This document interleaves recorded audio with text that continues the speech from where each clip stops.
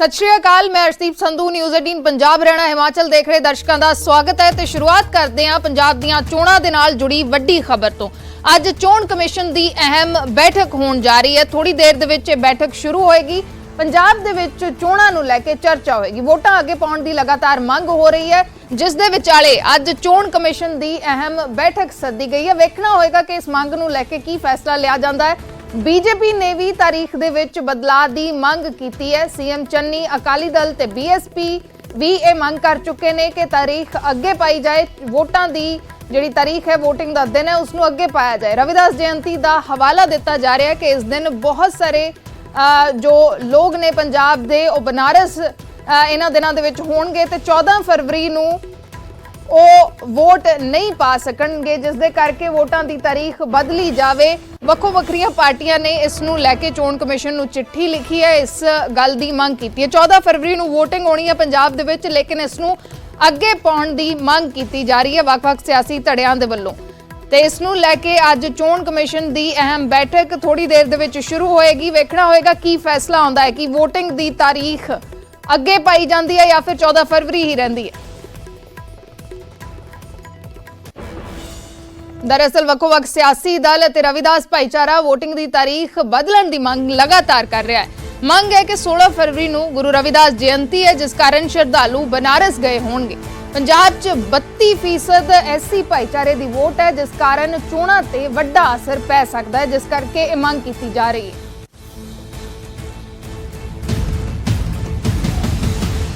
BSP ते CM Channi तो बाद हुण बीजेपी ने भी चोण कमिशन नूं चोणां दी तारीख बदलण दी मंग कीती है।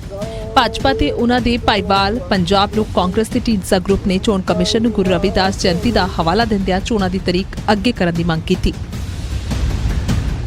इन्हां हालातां 'च उन्हां ਲੱਖਾਂ ਸ਼ਰਧਾਲੂਆਂ ਲਈ 14 ਫਰਵਰੀ ਨੂੰ ਵੋਟਾਂ ਪਾਣਾ ਸੰਭਵ ਨਹੀਂ ਹੋਏਗਾ। ਸੋ ਅਸੀਂ ਇਲੈਕਸ਼ਨ ਕਮਿਸ਼ਨਰ ਸਾਹਿਬ ਨੂੰ ਬੇਨਤੀ ਕੀਤੀ ਹੈ कि ਜਿਹੜਾ डेट है पोलिंग दी वोटिंग दी, उस डेट ਨੂੰ थोड़ा ਅੱਗੇ ਵਧਾਇਆ ਜਾਏ। इस तो पहला सीएम चन्नी बसपा ने भी चोण कमिशन नूं चिट्ठी लिख के चोणां अगे करन दी अपील की। पंजाब बसपा प्रधान जसबीर गढ़ी ने कहा कि गुरु रविदास की जयंती नूं संबंध दे विच रखदिआं रविदासी भाईचारा बनारस गया होवेगा। इस कारण करीब 5 लाख वोटां दा भुगतान घट होएगा। उन्होंने 18 फरवरी तो बाद वोटां कराउण दी मंग की है।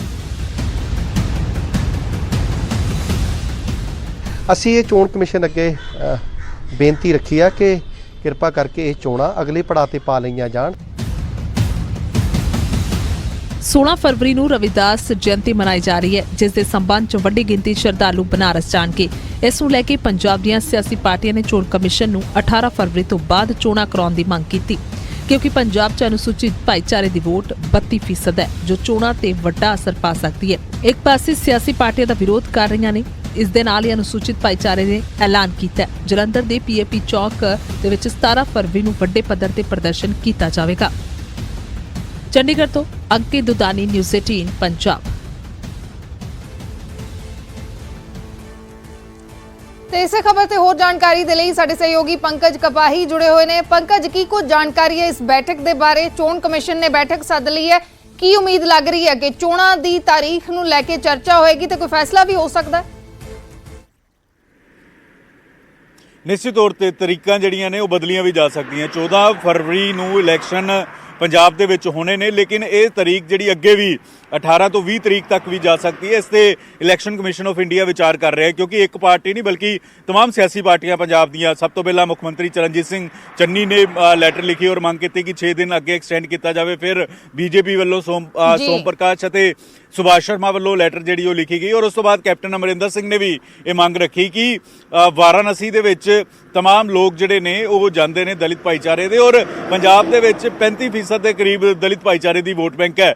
ਤਾਂ ਅਜਿਹੇ 'ਚ ਉਹਨਾਂ ਦੀਆਂ ਭਾਵਨਾਵਾਂ ਨੂੰ ਦੇਖਦੇ ਹੋਏ ਔਰ ਵੋਟ ਜਿਹੜੀ ਹੈ ਉਹ ਜ਼ਿਆਦਾ ਪਵੇ ਤਾਂ 6 ਦਿਨ ਅੱਗੇ ਐਕਸਟੈਂਡ ਕਰ ਦਿੱਤਾ ਜਾਣਾ ਚਾਹੀਦਾ। ਤਾਂ ਇਸ ਮੁਤਲਕ ਅੱਜ ਇਲੈਕਸ਼ਨ ਕਮਿਸ਼ਨ ਆਫ ਇੰਡੀਆ ਥੋੜੀ ਦੇਰ 'ਚ ਮੀਟਿੰਗ ਕਰਨ ਜਾ ਰਿਹਾ ਹੈ। ਪੰਜਾਬ ਇਲੈਕਸ਼ਨ ਕਮਿਸ਼ਨ ਤੋਂ ਵੀ ਫੀਡਬੈਕ ਲਿੱਤੀ ਜਾਏਗੀ ਔਰ तमाम ਸਿਆਸੀ ਪਾਰਟੀਆਂ ਦੀ ਰਾਏ ਲੈਣ ਤੋਂ ਬਾਅਦ ਹੁਣ ਇਸ ਵੇਲੇ ਇਲੈਕਸ਼ਨ ਕਮਿਸ਼ਨ ਆਫ ਇੰਡੀਆ ਵਿਚਾਰ ਕਰੇਗਾ ਕਿ ਤਰੀਕਾਂ ਦਾ ਐਲਾਨ ਅੱਗੇ ਕਰਨਾ ਹੈ, ਐਕਸਟੈਂਡ ਕਰਨਾ ਹੈ ਜਾਂ ਫਿਰ 14 ਤਰੀਕ ਹੀ ਰੱਖਣਾ ਹੈ, ਕਿਉਂਕਿ ਅਮੂਮਨ ਕਦੀ ਇਹ ਹੋਇਆ ਨਹੀਂ ਕਿ ਇਲੈਕਸ਼ਨ ਦੀਆਂ ਤਰੀਕਾਂ ਐਲਾਨ ਕਰ ਦਿੱਤੀਆਂ ਜਾਣ ਔਰ ਉਸ ਤੋਂ ਬਾਅਦ ਅੱਗੇ ਐਕਸਟੈਂਡ ਕੀਤਾ ਜਾਵੇ। ਲੇਕਿਨ ਇਹ ਮਸਲਾ ਲੋਕਾਂ ਦੀਆਂ ਭਾਵਨਾਵਾਂ ਨਾਲ ਜੁੜਿਆ ਹੋਇਆ ਔਰ ਪੰਜਾਬ 'ਚ 35% ਦੇ ਕਰੀਬ ਦਲਿਤ ਭਾਈਚਾਰੇ ਦੀ ਵੋਟ ਹੈ। ਤਾਂ ਇਸੇ ਦੇ ਮੱਦੇਨਜ਼ਰ ਇਹ ਮੀਟਿੰਗ ਜਿਹੜੀ ਉਹ ਸੱਦੀ ਗਈ ਹੈ। ਜੀ ਬਿਲਕੁਲ, ਲੋਕਾਂ ਦੀਆਂ ਭਾਵਨਾਵਾਂ ਵੀ ਨੇ ਤੇ ਤਕਰੀਬਨ ਸਾਰੇ ਸਿਆਸੀ ਦਲਾਂ ਨੇ ਇਸ ਦੀ ਮੰਗ ਕੀਤੀ ਹੈ। ਪੰਕਜ, ਕਿੰਨੀ ਕੁ ਉਮੀਦ ਹੈ ਕਿ ਕਦ ਤੱਕ ਕੋਈ ਫੈਸਲਾ ਜਾਂ ਫਿਰ ਇਸ ਮੀਟਿੰਗ ਤੋਂ ਬਾਅਦ ਕੋਈ ਐਲਾਨ ਸੰਭਵ ਹੈ? ਕਿੰਨੀ ਕੁ ਦੇਰ ਲੱਗ ਸਕਦੀ ਹੈ? ਮੀਟਿੰਗ ਸ਼ੁਰੂ ਹੋਣੀ ਹੈ ਔਰ ਇਹ ਮੀਟਿੰਗ ਕਿੰਨੀ ਦੇਰ ਚੱਲਦੀ ਹੈ, ਪੰਜਾਬ ਦੀ ਬਾਕੀ ਪਾਰਟੀਆਂ ਤੋਂ ਵੀ ਫੀਡਬੈਕ ਲਿੱਤੀ ਜਾਏਗੀ। ਹੁਣ ਤੱਕ ਬੀਜੇਪੀ ਨੇ ਮੰਗ ਰੱਖੀ, ਮੁੱਖ ਮੰਤਰੀ ਚਰਨਜੀਤ ਸਿੰਘ ਚੰਨੀ ਨੇ ਮੰਗ ਰੱਖੀ, ਕੈਪਟਨ ਅਮਰਿੰਦਰ ਸਿੰਘ ਨੇ ਮੰਗ ਰੱਖੀ, ਅਕਾਲੀ ਦਲ ਦਾ ਇਸ ਤੇ ਕੀ ਟੇਕ ਰਹਿੰਦਾ, ਆਮ ਆਦਮੀ ਪਾਰਟੀ ਦਾ ਕੀ ਰਹਿੰਦਾ। ਅਗਰ ਸਾਰੀ ਸਿਆਸੀ ਪਾਰਟੀਆਂ ਇਸ ਤੇ ਸਹਿਮਤੀ ਜਤਾਉਂਦੀਆਂ ਨੇ ਤਾਂ ਹੋ ਸਕਦਾ ਹੈ ਕਿ 6 ਦਿਨ ਅੱਗੇ ਇਲੈਕਸ਼ਨ ਕਰ ਦਿੱਤੇ ਜਾਣ। 14 ਫਰਵਰੀ ਦੀ ਥਾਂ ਬਲਕਿ 18-20 ਤਰੀਕ ਨੂੰ ਇਲੈਕਸ਼ਨ ਕਰ ਦਿੱਤੇ ਜਾਣ। ਇਸੇ ਨੂੰ ਲੈ ਕੇ ਚਰਚਾ ਚੱਲ ਰਹੀ ਹੈ ਔਰ ਇਸੇ ਤੇ ਫੈਸਲਾ ਲਿੱਤਾ ਜਾਏਗਾ ਔਰ ਇਸ ਤੇ ਪੰਜਾਬ ਦੇ ਇਲੈਕਸ਼ਨ ਕਮਿਸ਼ਨ ਕੇ ਰਾਜੂ ਤੋਂ ਵੀ ਫੀਡਬੈਕ ਜਿਹੜੀ ਉਹ ਲਿੱਤੀ ਜਾਏਗੀ ਔਰ ਉਸ ਤੋਂ ਬਾਅਦ ਹੀ ਇਲੈਕਸ਼ਨ ਕਮਿਸ਼ਨ ਆਫ ਇੰਡੀਆ ਜਿਹੜਾ ਵਾ ਇਸ ਮੁੱਦੇ ਤੇ ਇਸ ਦੇ ਉੱਤੇ ਕੀ ਤਰੀਕਾਂ ਅੱਗੇ ਐਕਸਟੈਂਡ ਕਰਨੀ ਹੈ, ਤਰੀਕ ਅੱਗੇ ਐਕਸਟੈਂਡ ਕਰਨੀ ਹੈ ਜਾਂ ਫਿਰ 14 ਫਰਵਰੀ ਹੀ ਰਹੇਗੀ, ਉਸ ਤੇ ਫੈਸਲਾ ਲਿੱਤਾ ਜਾਏਗਾ। ਲੇਕਿਨ ਚਰਚਾ ਇਹ ਜਾਣਕਾਰੀ ਇਹ ਮਿਲ ਰਹੀ ਹੈ ਕਿ ਤਰੀਕ ਅੱਗੇ ਐਕਸਟੈਂਡ ਜਿਹੜੀ ਉਹ ਕੀਤੀ ਜਾ ਸਕਦੀ ਹੈ।